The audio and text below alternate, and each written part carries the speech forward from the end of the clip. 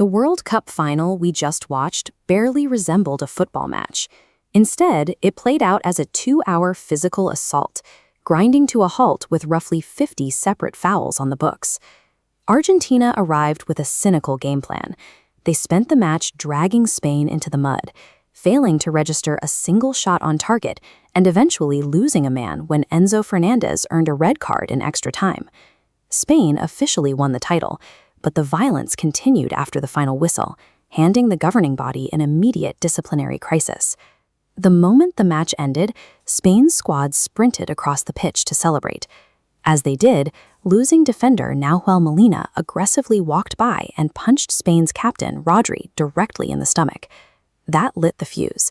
Leandro Paredes immediately entered the fray, grabbing Eric Garcia by the throat and forcing Gavi to the ground with a hand in his face. The incident reached the federation level when assistant coach Roberto Ayala was caught on camera physically attacking a Spanish player, moving the investigation beyond the athletes on the pitch. Right in the middle of this chaos, something happened the broadcast couldn't hide. A red card for Paredes flashed on the official referee system. Moments later, that red card was quietly deleted. FIFA confirmed no on-field discipline was recorded. The officials seemingly tried to ignore an automatic red card offense in real time. But with global cameras capturing the assault from every angle, the governing body is now being forced to investigate what its own referees overlooked. The video evidence made an investigation unavoidable.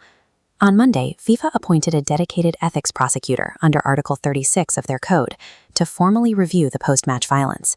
The prosecutor holds the power to hand down global bans that affect every competition, rather than a limited domestic penalty. Simultaneously, FIFA launched a second investigation into the same squad.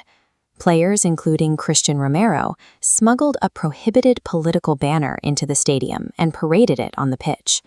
With 2 active cases stacked on top of each other from the same tournament, the governing body is procedurally cornered. They cannot dismiss this as an isolated incident. The prosecution's heaviest piece of leverage sits in the archives. This behavior is a documented habit with a clear trail of evidence. In 2022, the squad was charged for their conduct during the trophy ceremony and the subsequent mockery of opponents in the dressing room.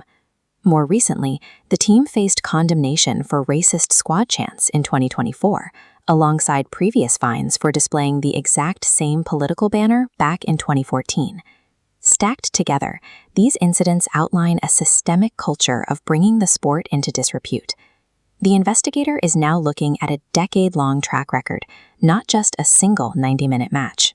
In the hours following the brawl, central figures like Paredes and Fernandez broke their silence on social media, posting patriotic messages about their pride in the national team. But those messages shared a specific omission. There was a coordinated silence regarding the punches, the choking, or the vanishing red card. This silence removes the heat of the moment defense. Without an apology on the record, the investigator is left to weigh the video evidence against a group that refuses to acknowledge the events even happened. The historical record shows FIFA can be ruthless. When Luis Suarez bit an opponent at a World Cup, he was hit with a 4-month global ban that kept him out of professional football for nearly half a year. They handed Spanish Federation President Luis Rubiales a 3-year ban for his conduct at the Women's World Cup. The international governing body has the power to alter the course of careers when it chooses to act. Contrast those severe bans with how FIFA typically handles Argentina. For both the 2022 mockery and the 2014 political banner, the punishment was limited to fines of roughly $20,000. This creates a collision of precedents.